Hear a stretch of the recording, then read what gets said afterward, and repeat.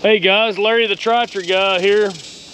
Hey, it is Sunday afternoon and it is really warming up today, and been out working in my yard today. Here's some of my lineup for the day.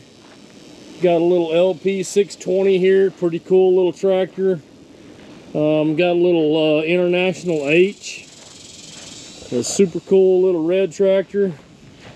I've got a 32 model John Deere A that's super cool. Check this out, 1934 Minneapolis Moline, and this thing's kind of unique. It's actually a Twin City, and it's a really cool running tractor. Really enjoy playing with this little tractor. I'll show you another little project that we're working on that's pretty cool. We have a Model T.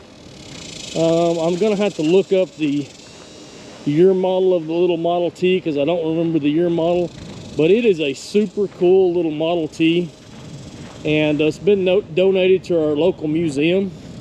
And look at this, it's even tagged. It's even got 2023 tag on it.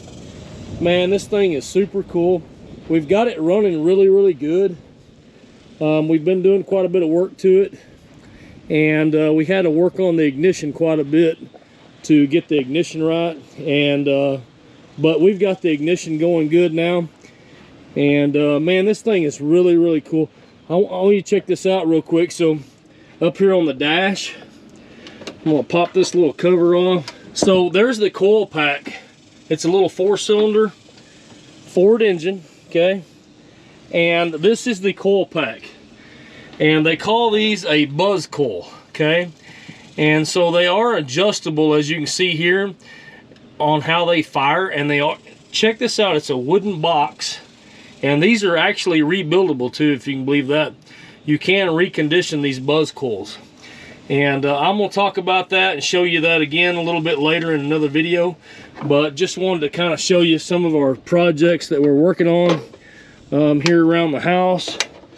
But we're headed out right now on a Sunday afternoon to go look at a tractor out in the feedlot, one of our local feedlots here in our area, that's got an 8R 280, and the PTO keeps turning off on them when they're running their mixer. Okay, so we're going to go out and take a look at that.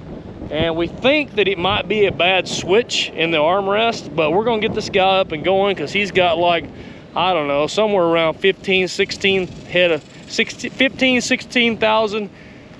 of cattle to feed. And so we're gonna try to keep his feeding operation going. We're gonna go take a look at that real quick, so stay tuned and I'll let you know what we find when we get there. So we made it out to the feedlot and we took a look at the PTO problem on this 280R here, and when we turned the PTO on, it would kick right out, and we had a code for this external PTO switch, and turns out the external PTO switch was the problem.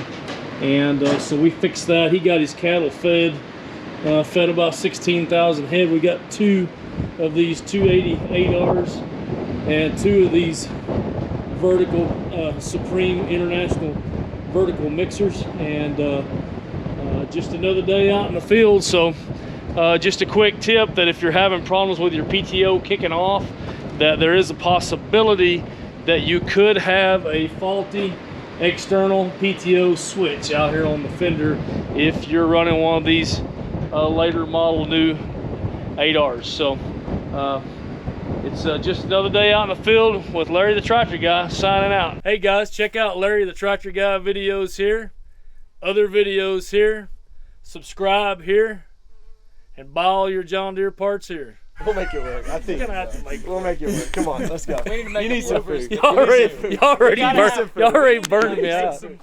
He's sitting in the sun over here, man.